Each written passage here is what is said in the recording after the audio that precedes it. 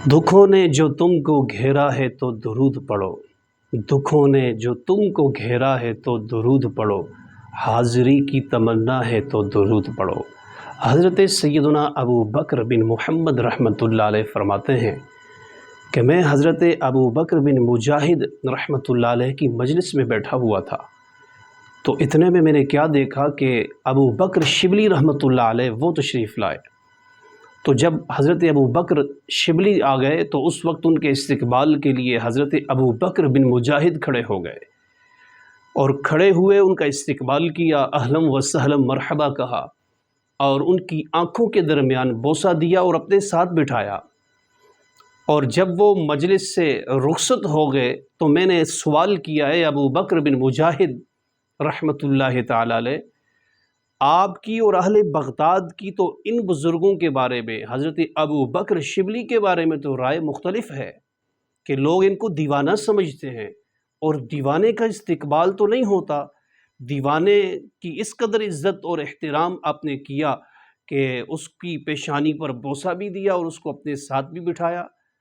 आप रहमतुल्लाह अलैह ने फरमाया कि ए अबू बकर बिन मुहम्मद, मैंने ये इस्तकबाल वैसे नहीं किया है, मैंने इमामुल अंबिया को ऐसे करते देखा है। कहा वो कैसे?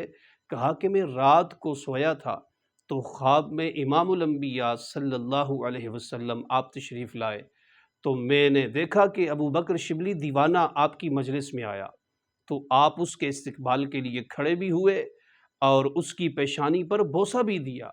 मैंने अर्ज़ किया या रसूल अल्लाह सल्लल्लाहु अलैहि वसल्लम, इस दीवाने की इस कदर इज़्ज़त, इसको तो अहले बगदाद दीवाना समझते हैं।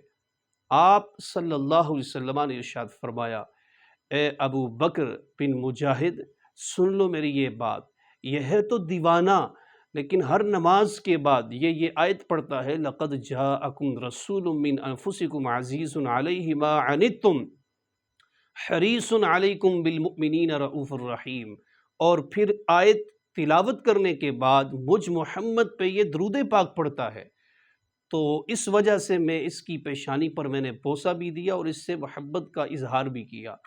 तो इस सारे वाक़े से ये दर्स मिला हमें कि आप देखिए कि इमामुल अंबिया सल्लल्लाहु अलैहि वसल्लम किस कदर दरूद पाक पढ़ने वाले पर करम फरमाते हैं। अगर गमों ने घेरा हो तो दरूद पाक की कसरत की जाए, अगर परेशानियां आ जाएं दरूद पाक कसरत से पढ़े, अगर तंगदस्ती है दरूद सलाम की कसरत कीजिए, अगर आप मदीना तैयबा हाज़री के लिए जाना चाहते हैं तो आप दरूद पाक की कसरत करें। आपको ज़हनी और क़ल्बी अगर सुकून नहीं है तो आप ज़हनी और क़ल्बी सुकून हासिल करने के लिए दरूद पाक पढ़ें। इस दरूद सलाम की बरकत से अल्लाह हर मैदान में कामयाबी अता फरमाएगा।